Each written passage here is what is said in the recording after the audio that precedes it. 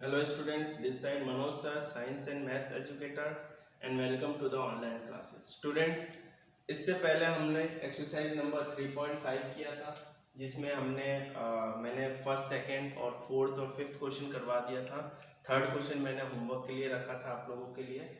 Exercise number 3.6 में LCM और HCF के बारे में हम बात करेंगे। छोटी क्लासेस में हम एलसीएम और एचसीएफ बहुत इजी तरीके से निकालते हैं। That is HCF is highest common factor and LCM is least common multiplication. तो एचसीएफ हम कैसे निकालते थे कि दो नंबर के बीच में जो कॉमन है उन्हीं को हम लेते थे और उनको मल्टीप्लाई करके जो नंबर आता था वो क्या हो जाता था, उसका एचसीएफ हो जाता था। But in case of LCM में क्या लेते थे, जो कॉमन है उनको भी लेते थे और जो बच जाता था उनको भी हम इंक्लूड कर लेते थे, तो वो हमारा क्या हो जाता था, एलसीएम हो जाता था।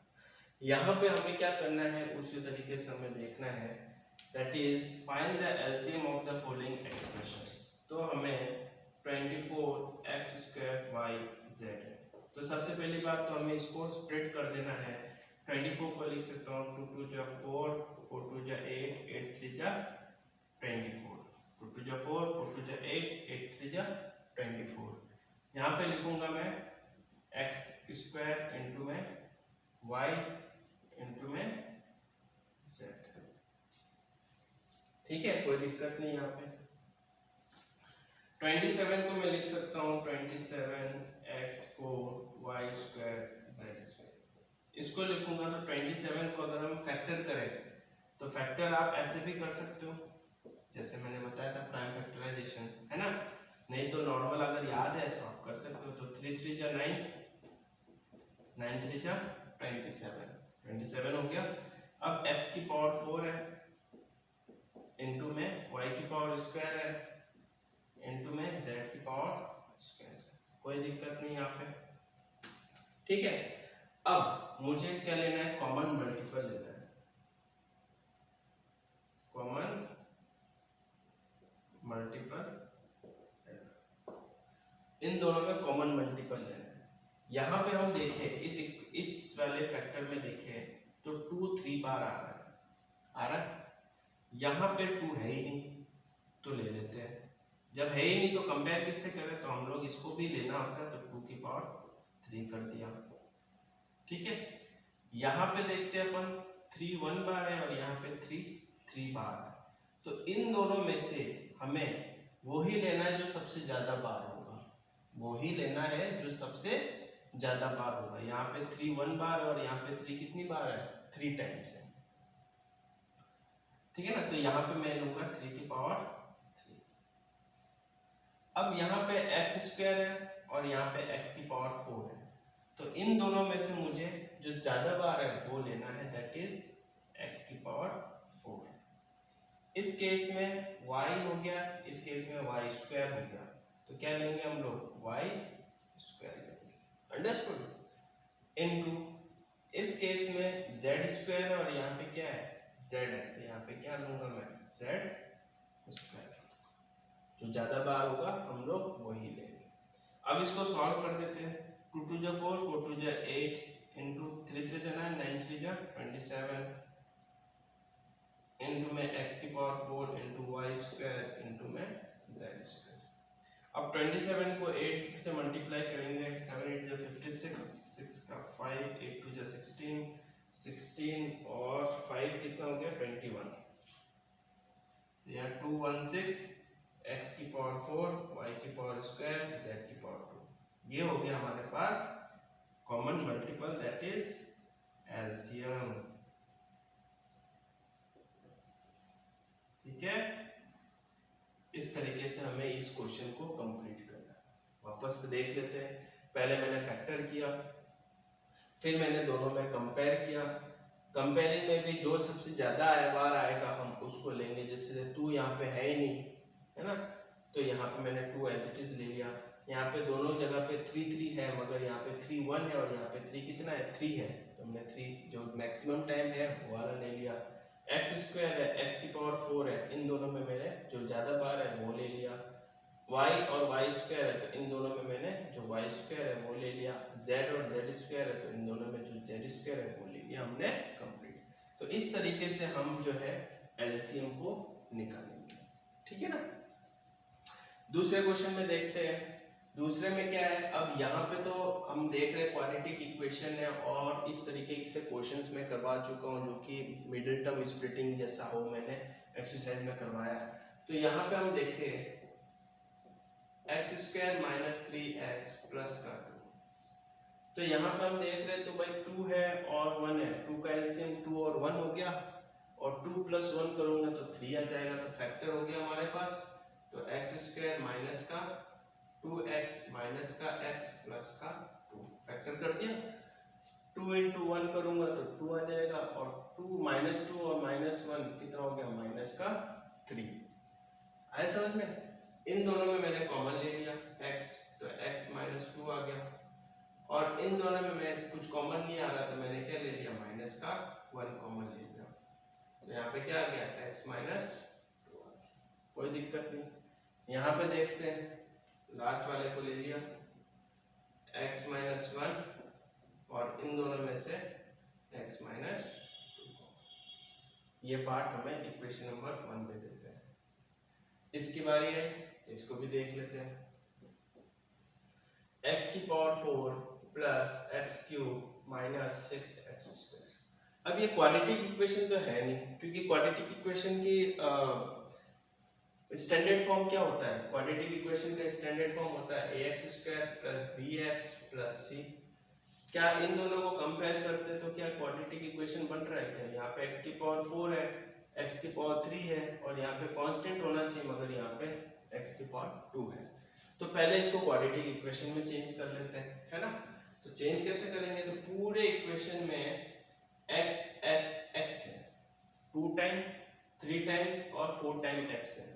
तो सब हम पूरे इक्वेशन में से x की पावर 2 कॉमन ले लें। तो जब मैंने x की पावर 2 कॉमन लिया तो यहाँ पे क्या 2 यहाँ पे क्या बचेगा, x की पावर 2 है ना। मल्टीप्लाई करेंगे तो वापस x की पावर 4 आ रहा है। यहाँ पे 2 बार चला गया तो यहाँ पे क्या बचेगा, x, और यहाँ पे x की पावर 2 था, बाहर चला गया तो यहाँ पे क्या बचेगा, 6 ही बचेगा एज इट इज। अब ये जो है ये वाला इक्वेशन, ये वाला जो इक्वेशन है, अब मेरा क्या हो गया, क्वाड्रेटिक इक्वेशन हो गया, और मैं इसको मिडिल टर्म स्प्लिटिंग से इजीली सॉल्व कर पाऊंगा। ठीक है, तो यहाँ पे लिख देते हैं एक्स स्क्वायर, ये वाला पार्ट को हम करते हैं 3 2 जा 6, लास्ट वाला part x into x square 6x square, 6x square को हम फैक्टर करेंगे तो 3 और 2 हो जाएगा, है ना। 3 2 जा 6 हो जाएगा, और 3 में से 2 गए, क्या बच गया, x। समझ में आया। तो यहाँ पे हमने ले लिया x square plus 3x minus का 2x माइनस का 6। समझ में आया। 3 2 जा 6 और 3 में से 2 गए 1। आया समझ में, मिडिल टर्म आ गया। एक्स स्क्वायर यहाँ पे कॉमन ले लेते हैं हम लोग, यहाँ पे कॉमन ले लेते हैं, x कॉमन ले लेते हैं, यहाँ पे हो गया x प्लस 3, और यहाँ पे मैंने माइनस का 2 कॉमन ले लिया तो x प्लस 3। ठीक है, 2 इंटू एक्स 2x, 2 2 जा 2 3 जा 6, माइनस प्लस माइनस, अपना आंसर सही जा रहा है बिल्कुल। एक्स स्क्वायर इन दोनों को साथ में लिख दिया हमने, दैट इज x माइनस 2, और क्या लिख दिया इन दोनों में से, x प्लस 3। ये हो गया हमारा इक्वेशन नंबर। अब देखो क्वेश्चन नंबर 1 ये हमारे पास है, और इक्वेशन नंबर 1 ये रहा हमारे पास, दोनों इक्वेशन है हमारे पास। अब हमें क्या लेना है, कॉमन लेना है, और जो बच गया है उनको भी लेना है। एक्स स्क्वायर की बारी आई, एक्स स्क्वायर यहाँ पे है, यहाँ पे नहीं है, तो मैंने बोला था एलसीएम में जो नहीं होता है उनको भी लेना पड़ता है, तो यहाँ पे ले लिया हमने common multiple,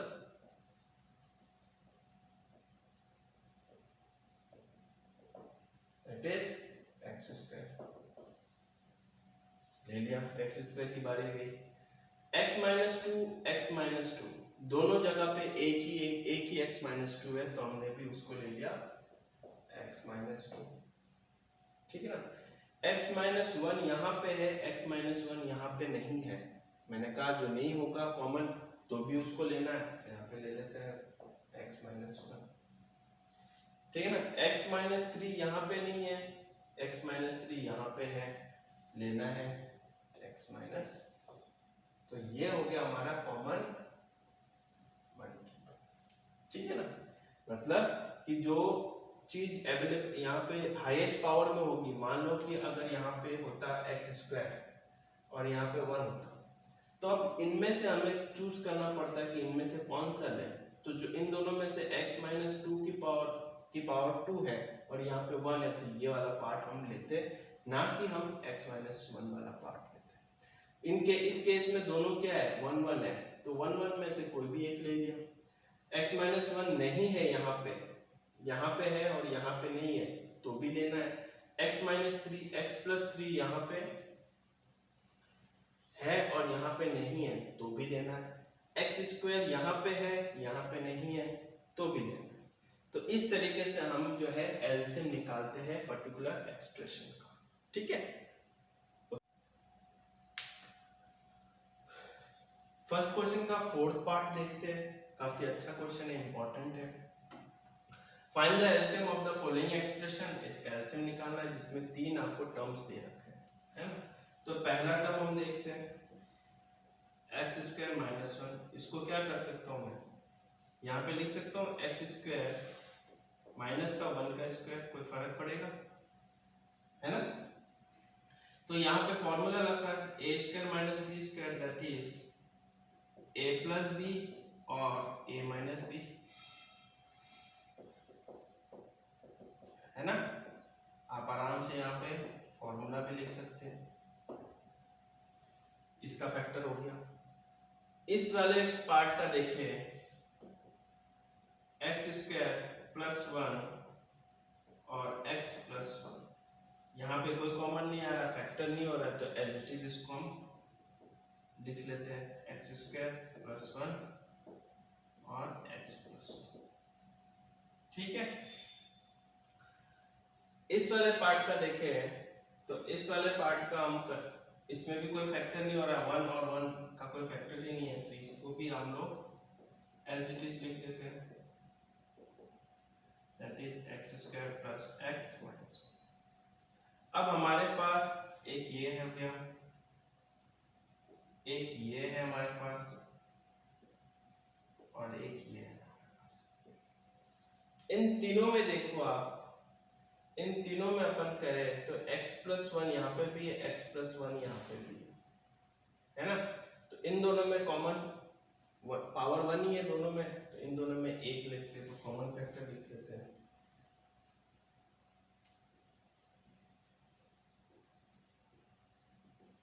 that is x plus 1। x minus 1 यहाँ पे है, x माइनस 1 कहीं पे भी नहीं है, तो मैंने as it is x minus 1, ठीक है।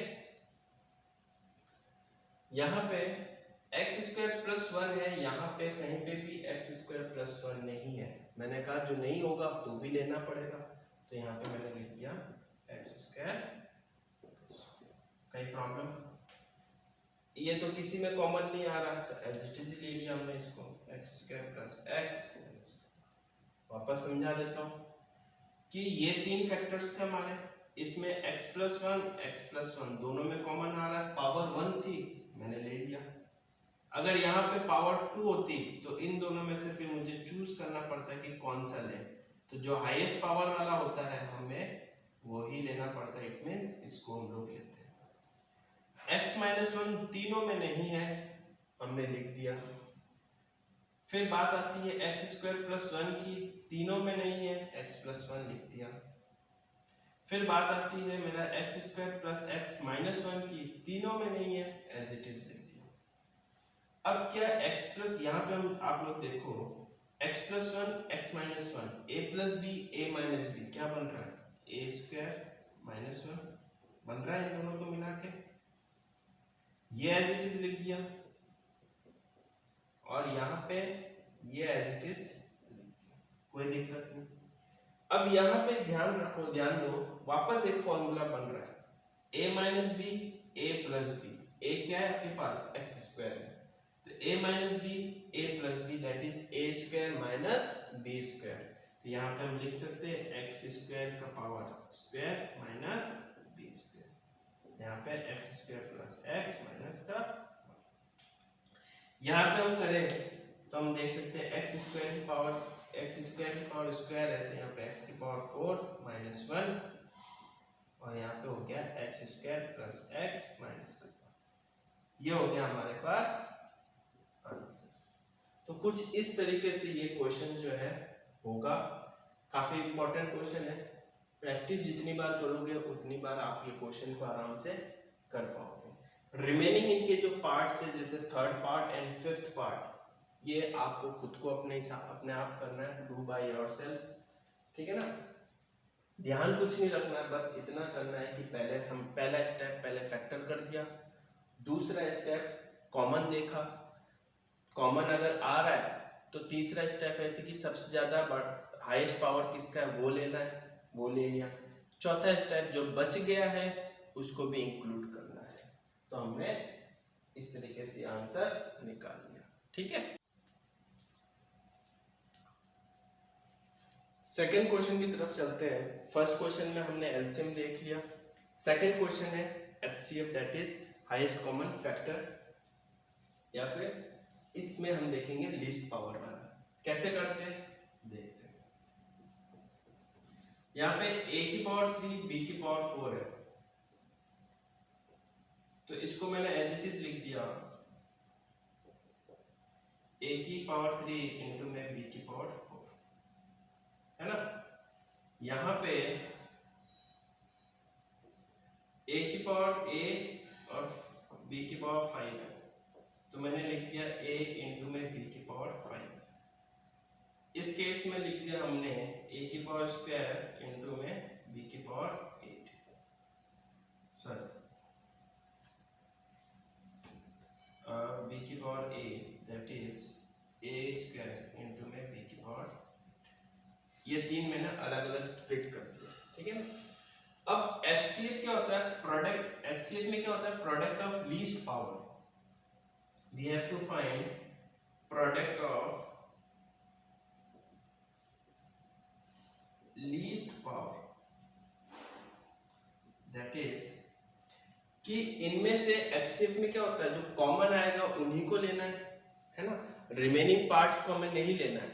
और LCM में हम क्या करते थे, जो कॉमन आता था उनको लेते थे, और जो रिमेनिंग का पार्ट बच जाता था उसको भी इंक्लूड कर देते थे।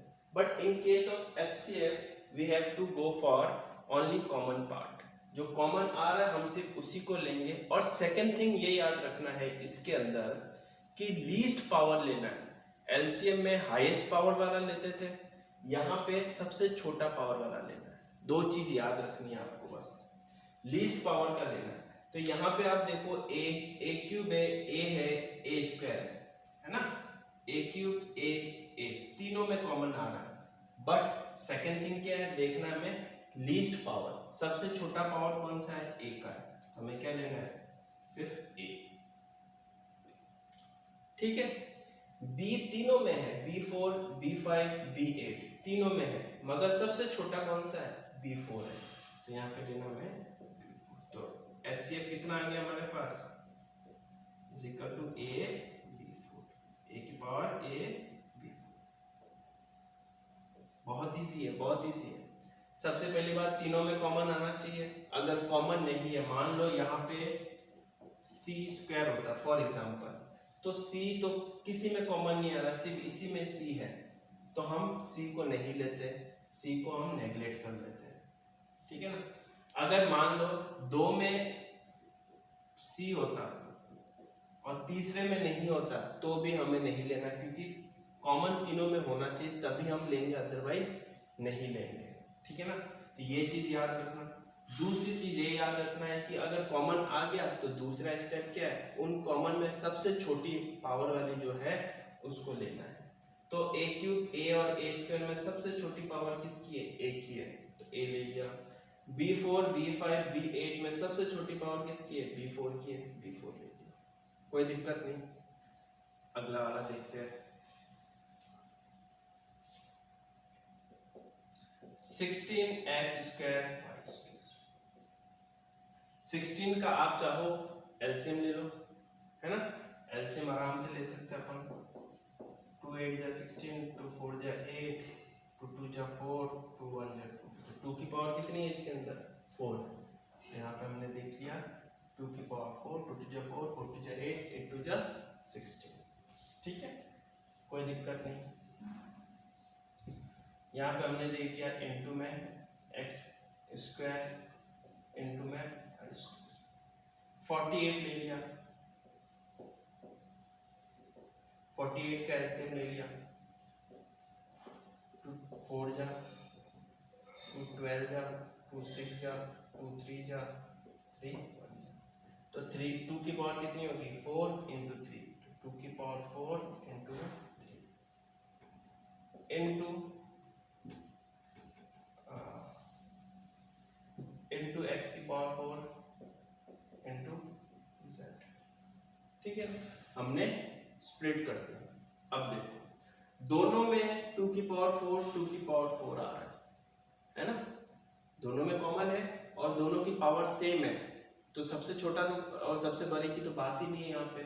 तो मेरा प्रोडक्ट ऑफ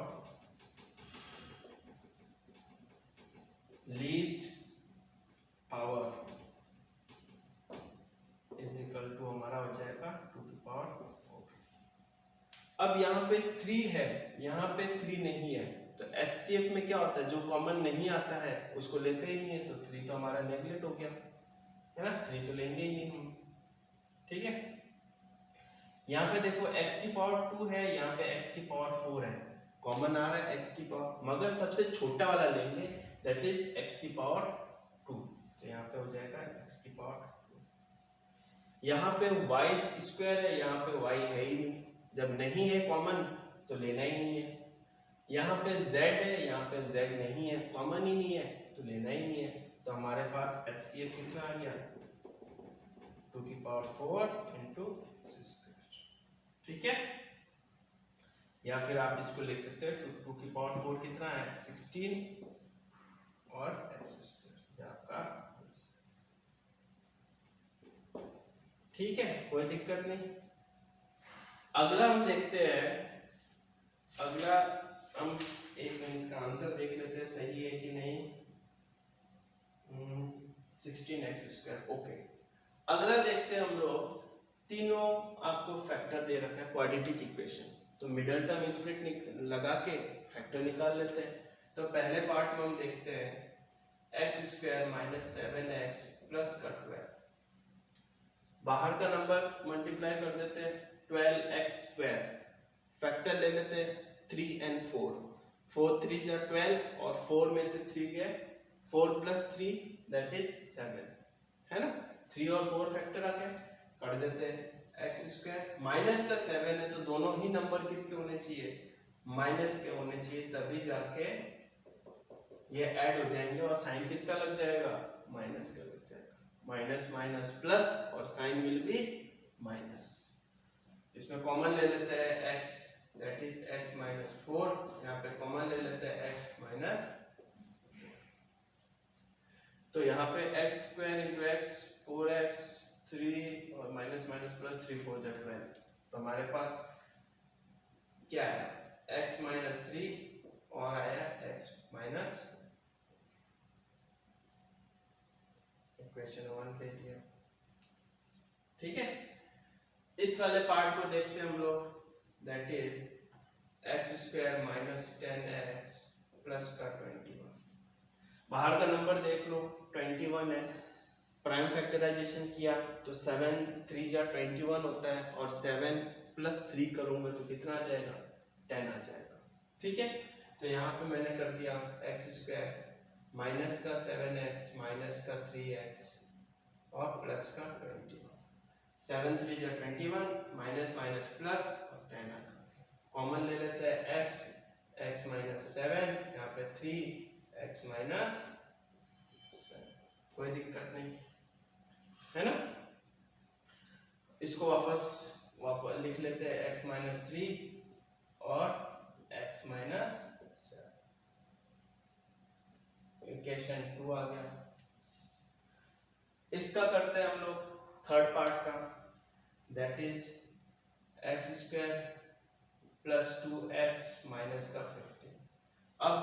यहाँ पे क्या हो गया 15x² है, 5 और 3 ले लो, 5 3 जा 15 और 5 में से 3 गए 2 बच गए, तो यहाँ पे हमने ले लिया x² प्लस का 5x माइनस का 3x माइनस का